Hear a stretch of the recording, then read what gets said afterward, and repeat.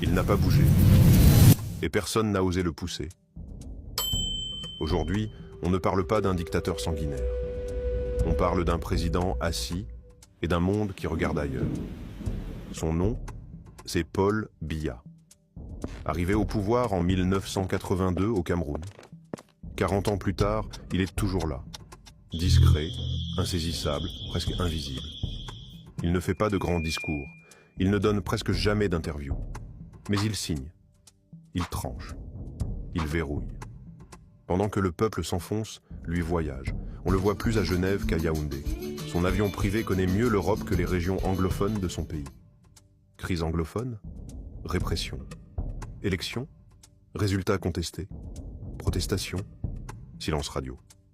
Et pourtant, il est régulièrement réélu, par un système taillé sur mesure, par une armée fidèle, par des chancelleries occidentales qui préfèrent la stabilité au changement. La France ne dit rien. Les États-Unis regardent ailleurs. L'Union africaine ne l'évoque même pas. Et pendant ce temps, les Camerounais vivent dans la fatigue d'un pouvoir figé. Les jeunes partent, les diplômés fuient, et ceux qui restent baissent les yeux. Biya ne réprime pas bruyamment. Il use le temps. Il ne parle pas fort. Il attend. Il ne cogne pas fort. Il étouffe lentement.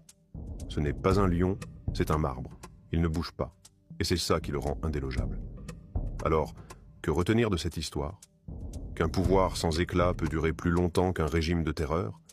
Que l'inaction peut être une stratégie? Ou que parfois, ce ne sont pas les armes, mais les silences qui tuent le plus longtemps?